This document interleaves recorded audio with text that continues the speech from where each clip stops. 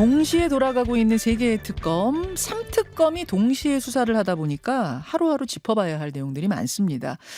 일단 세 개 특검에서 모두 수사 대상에 오른 인물은 윤석열 전 대통령이죠. 윤 전 대통령이 소환 조사에 불응하고 있습니다. 어제는 김건희 특검에서 처음으로 출석을 요청했는데 불응했습니다. 그런가 하면 김 여사 오빠 장모 집에서 나온 먹거리 조금 전에 설명드렸다시피 결국 모조품으로 밝혀졌거든요. 근데 알고 보니 그날 그 압수수색에서 나온 건 목걸이뿐만 아니라 이우환 화백의 유명한 그림도 있었다 그러죠. 특검은 이 그림이 김 여사로부터 건너 간 건 아니냐. 이 부분에 대한 조사에 나섰다고 합니다. 자, 수사 상황 어떻게 봐야 할지 법무부 장관 출신 박범계 의원과 함께 짚어보겠습니다. 박범계 의원님 나와 계십니까? 네, 안녕하세요. 안녕하세요. 우선 예. 3특검의 동시 조사를 받고 있는 윤 전 대통령 지금 조사도 거부하고 재판 출석도 거부하면서 네네. 오히려 인권 탄압을 호소하고 있습니다. 심평 변호사가 면회를 다녀와서 쓴 글을 보니까요. 네네. 1.8평 방에 골판지 책상 위에 쪼그리고 앉아서 간신히 식사를 하고 예. 최소한의 운동도 할 수 없으며 밤에 자리에 누우면 꼼짝달싹 할 수가 없다. 생지옥이다. 정치보복 당하고 있다.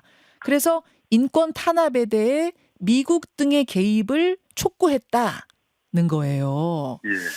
전직 법무부 장관이시니까 교정시설에 대해서는 잘 아시잖아요. 예. 어떻게 보십니까? 대한민국의 서울구치소는 굉장히 중요한 구치소 중에 하나인데 예. 현재의 교정행정의 수준을 그 판사 출신이고 알 법한 분인 심평 변호사께서 생지옥이라고 표현하신 것이 큰 유감이고요.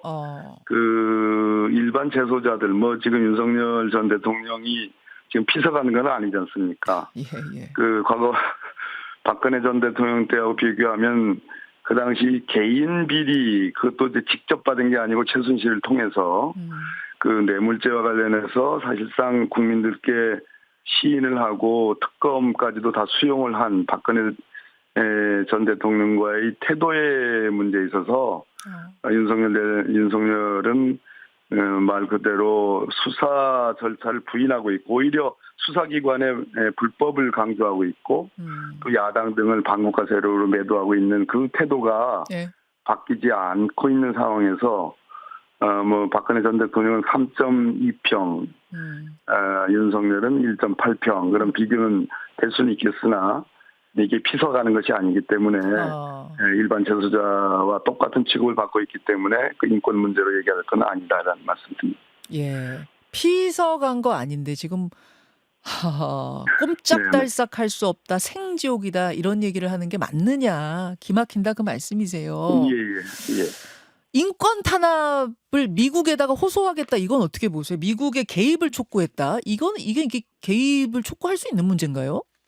글쎄 심평 변호사가 공직에 있었거나 그런 사람은 아니지만 스스로가 대통령의 측근으로 자처했고 또 실제로 보니까 이렇게 면회도 가고 그러는 거 아니겠습니까? 그런데 미국을 끌어들인다는 것이 1905년에 우리나라가 한일 합방을 당해서 일제 36년을 겪기 직전에 외교권과 사법권을 박탈당했던 그 기억이 납니다. 이렇게 그런 식으로 대한민국의 주권의 가장 중요한 부분이 사법권과 관련해서 미국을 끌인다는 것은 말이 안 된다. 그것은 잘못된 생각입니다. 알겠습니다. 어제 이어서 오늘도 김건희 특검에서 윤 전 대통령의 출석을 요구했는데 아마 오늘도 불응할 것 같다는 얘기가 나와요. 근데 구치소 밖에 있었다고 하면은 체포영장 발부받아가지고 조사를 한다지만 지금 구치소 안에 있기 때문에 더 난감한 상황 같습니다. 예, 그렇습니다. 구치소 안에서 안 나오고 버틸 경우에는 이걸 물리력을 동원해서 말하자면 양팔을 잡아가지고 번쩍 들어 올려서 이걸 데려올 수 있는 건지 있다는 의견이 있는가 하면 구속영장은 구치소 안에 들여놓는 것까지만은 의미하지 그 이상으로는 어떻게 할 수가 없다라는 의견이 엇갈리더라고요. 이게 박 의원님 법적으로는 어떻게 되는 건가요? 그러니까 미결수이거든요. 아직 재판이 끝나지 않은. 그러면서 동시에 수사까지 받는 피의자인데 일단 개호 책임은 이제 교정당국, 즉 교도관에게 있는 건 맞습니다만 형 집행법상 뭐 자해를 한다든지 난동을 부린다든지 하는 경우만 이제 강제력을 사용할 수 있고요. 아. 그런 측면에서 교도관들이 강제로 끌고 나와라. 덩치가 보통 커야지 말이죠. 어허. 그러니까 아무튼 여러 사람이 달려붙어서 강제로 끌어 나와라 하는 요구는 맞지 않는 것 같고, 지난번 내란 특검 때 이제 한 3번을 버텼지 않습니까? 안 나오고. 예. 그 당시에 이제 서울구치소 측에서 검사가 지휘를 해서 와서 설득을 하거나 여러 등등의 강제 인치 조치를 한번 해봐라라는 공문을 교도소 측에서 보낸 걸로 알고 있어요. 예. 그래서 그렇게 검사 한 명과 수사관 한 명이 나오려고 했는데, 알다시피 이 구속적 부심을 청구하면서 그게 이제 무산이 됐고 전격 기소로 갔지요. 그래서 본인이 버틴다면은 네. 현실적으로 뭐 지금 말씀하신 것처럼 몇 사람이 달라붙어가지고 불끈 들어가지고 끌고 온다라는 것은 가상하기는 어려운 그런 상황인 것 같습니다. 그런 거죠. 저는 이제 네. 특검 측에서 강제로라도 어떻게 조사를 하겠다라고 밝혔길래 이게 뭐 번쩍 들어올린다는 의미인가? 그게 가능한가? 이거 궁금했는데 그렇지 않습니다. 그건 법적으로 불가능하고 할 수 있는 최대한을 한다는 게 가서 말로 설득해서 제 발로 걸어 나오게끔 유도한다. 뭐 요 정도까지가 가능하다는 얘기군요. 그러니까 나오라는 공문 정도만 아니라 예. 정도가 아니라 아마도 오늘쯤에는 적어도 특검에 파견 나가 있는 검사가 예. 직접 가서 예. 대면을 해서 지휘, 즉 강제 인치 지휘를 한번 했으면 좋겠습니다. 예. 근데 그 강제 인치 지휘를 한다고 한들 말씀하신 것처럼 번쩍 들어올려서 이건 아닌 거잖아요. 어렵습니다. 그건 아닌 네. 거잖아요. 강제 네, 인치라고 그건- 하더라도. 예, 그렇습니다. 아, 이렇게 근데 버티는 게 이 피의자가 유리한 건가요? 왜 별도로 유리하지 않죠. 그렇죠. 안 유리하죠. 네네, 그렇습니다. 불리하죠. 근데 왜 그러는 불리하죠. 겁니까? 지금 내란과 지금 받고 있는 뭐 김건희 특검에서 뭐 공천 관여부터 시작해서 여러 가지 또 양평 고속도로 변경의 문제도 대통령이었으니까 이런 문제, 또 최상병 특검에서도 그 심각한 직권남용이 있는 이런 상황에서 인정을 하게 되면 그 형량이 예. 상상할 수 없는 형량이고, 본인 스스로가 가장 중요한 12.3 내란의 원인 행위를 야당에게 돌리고 있고 그걸 반국가 세력으로 규정한, 스스로 그렇게 규정을 했기 때문에 네. 지금 와서 아마 이러저러한 나머지 군소 범죄들에 대해서 인정하기가 어려운 상황으로 자기를 족쇄를 채우는 꼴이 된 거죠. 또 어떤 분들은 그런 얘기 하시더라고요. 계엄이라는 게 워낙 큰 거다 보니까 약간 자포자기하듯이 지금 뭐 분리하든 말든 난 안 나갈란다 이렇게 생각하는 건 아니냐. 뭐 요런 심리도 가능할까요? 아마 술을 먹지 못하기 때문에 지금 정신 상태는 상당히 명징할 겁니다.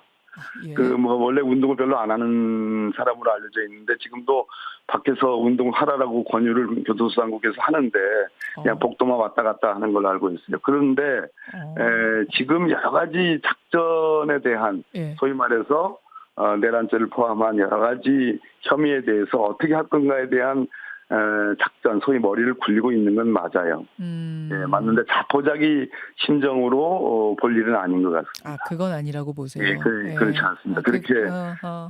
그런 정도로 지금 그 상황이 이렇게 녹록하지는 않아요. 아하. 윤석열 입장에서는. 자포자기가 아니라 오히려 그냥 조사 건너뛰고 재판 가는 게 낫다라고, 오히려 그게 유리하다라고 판단했을 수도 있단 말씀이시군요. 그렇습니다. 예. 법정에서 일정 정도 승부를 할 거고, 예. 심평 변호사 이런 사람이 어떻게 접견해가지고 바로 나와서 본인은 고민했다고 하지만 쓰잖아요. 네.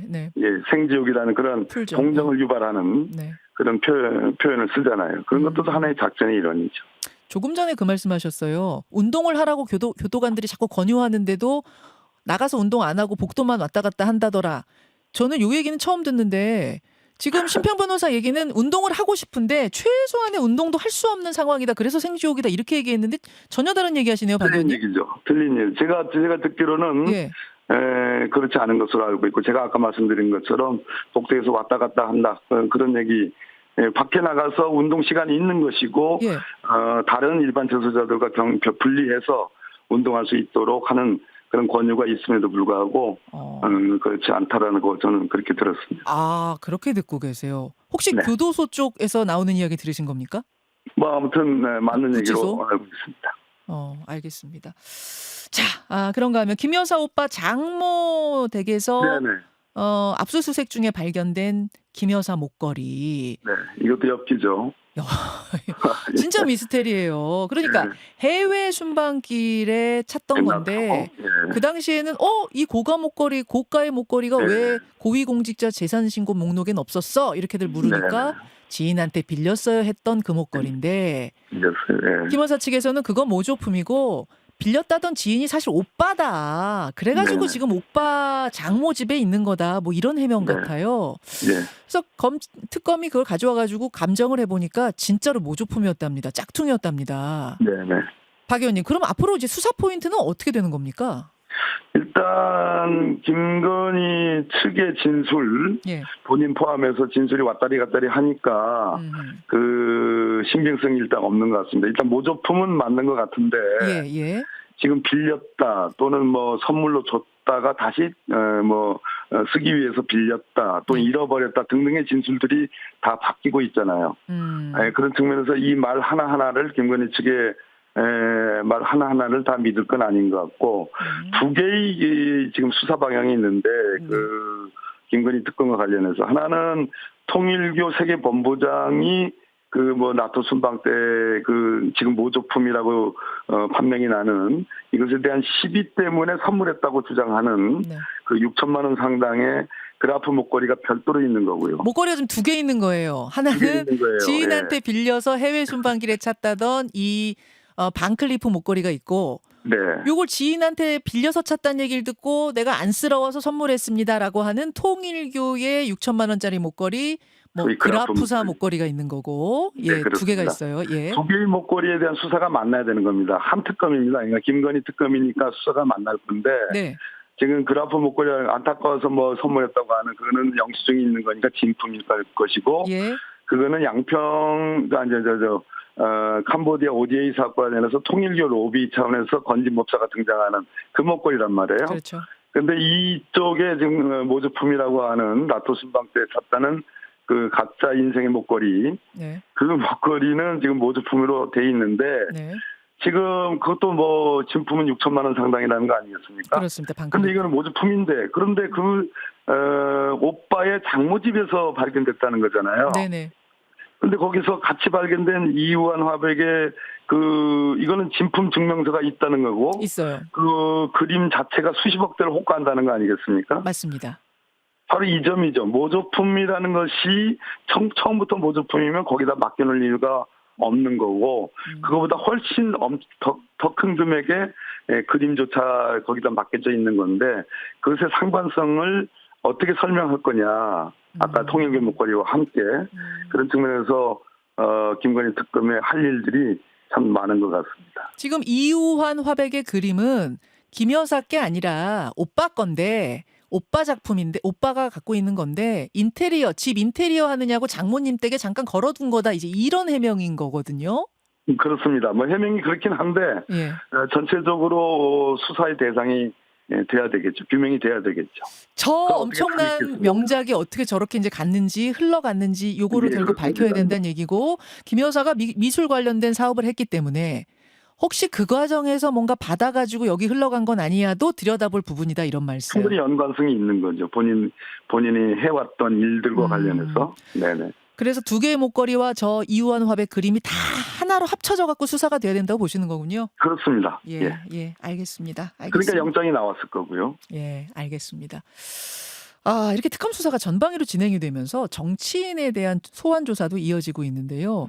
물론 참고인 자격으로 증인처럼 부르는 경우도 있고 피의자 자격으로 불러서 조사하는 경우도 있고 제각각이긴 합니다만 네네네. 어쨌든 여권의 정치인들이 주 타겟이 되고 압수수색까지 동시에 진행이 되다 보니까 야권에서는 야권이죠. 이제 야권입니다. 바뀌었어요. 야권입니다. 야권에서는 이거 너무 과한 조사다. 정치 보복이다. 이런 주장 나옵니다. 어떻게 보십니까? 자업자득이고 자승자박인데 과거 이재명 당대표에 대한 수백 번의 압수수색을 포함한 정말 어마어마하게 연속적인 기소와 두 차례에 걸친 영장 청구에 따른 체포 동의안 가결을 했을 때 그때의 그 당시 여당인 국민의힘 측의 주요 인사들의 발언들은 마땅히 그것은 정당한 수사 집행이니까 따라야 된다라고 하지 않습니까? 예. 방탄국회 타령을 얼마나 했어요. 그거에 비하면 그 당시는 더군다나 수사권에 대한 굉장히 이 정당성의 의문이 가는 윤석열 사단에 의한 소위 한동훈 당시 장관을 포함한 그 사단에 의한 특수수사의 대상으로 민주당이 또 당대표가 수사를 받았다면 이번은 특검법이라는 소위 지난 대선에서 정당성이 부여된 진상규명에 대한 국민적 요구에 따른 수사거든요. 네. 그렇면서 정치 보복이라는 얘기는 택도 안 되는 얘기라고 생각합니다.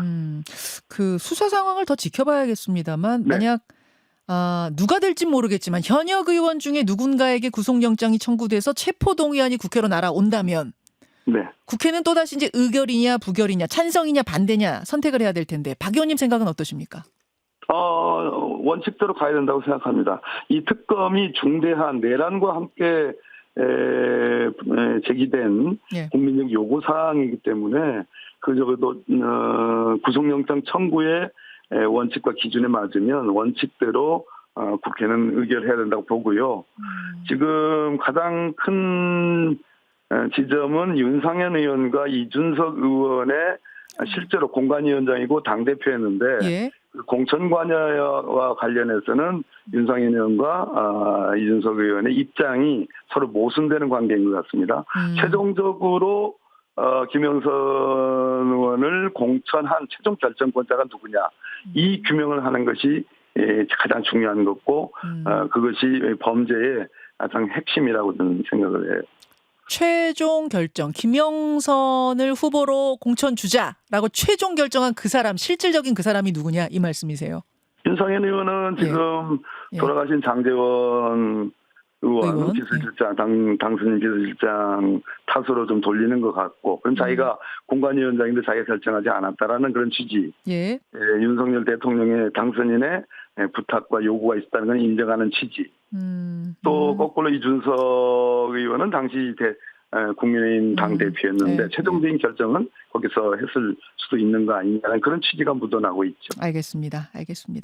마지막 질문은 최동석 인사혁신처장 이야기를 좀 해야 될 것 같은데요. 삼권분립 이야기하는 X들은 전부 이상한 X들이다. 인사는 코드 인사로 해야 한다. 박원순 사건은 기획된 거다. 뭐 문재인, 강훈식, 우상호, 윤호중, 정청래 이런 분들한테 거침없는 정말 말총을 엄청 욕하셨죠. 저도. 아니 제가 찾아보니까 박범계 장관님도 그러니까 장관 시절에 박범계는 아직 멀었다 막 이러죠. 그래서는 그 공직을 수행한다는 거 그리고 우리가 민주당이 집권해서 이재명 대통령 시대가 열렸다는 거 거기서 중요한 공직을 수행한다는 것이 이상적으로 보는 어떤 관전 평과는 다르다는 것을 아마 현실적으로 최동석 인사처장이 아마 느낄 겁니다. 너무 험한 말들을 많이 해가지고 참으로 민망하게 짝이 없는 일이긴 하죠. 예, 민망하긴 짝이 없지만 계속 이 차관급 업무를 수행하게 해야 되는 겁니까? 아니면 좀 거치 결정이 자진해서 필요하다고 생각하세요? 여론은 뭐 안 좋은 것은 맞는 것 같습니다. 그러니까 대통령께서 국민 통합도 강조하시고 또 공무원의 적극 행정과 면책도 강조하시는 게 요즘의 대통령의 어떤 입장이신데 그런 측면에서는 인사혁신처장의 직위는 차관급이지만 그 역할은 굉장히 중요한 역할이거든요. 과거의 그런 태도는 적어도 현 인사혁신처장으로서 직무를 수행하기에는 좀 어려운 그런 태도와 철학을 갖고 있었던 거 아닌가 하는 생각을 갖고 있습니다. 대통령에게 부담이 된다고 보시는군요. 부담이 될 수가 있겠죠, 앞으로. 예, 알겠습니다. 여기까지 입장 듣죠. 민주당 박범계 의원 고맙습니다. 네, 감사합니다. 김현정의 뉴스쇼는 시청자 여러분의 참여를 기다립니다. 구독과 좋아요, 댓글 잊지 않으셨죠? 알림 설정을 해두시면 평일 아침 7시 10분 실시간 라이브도 참여하실 수 있습니다.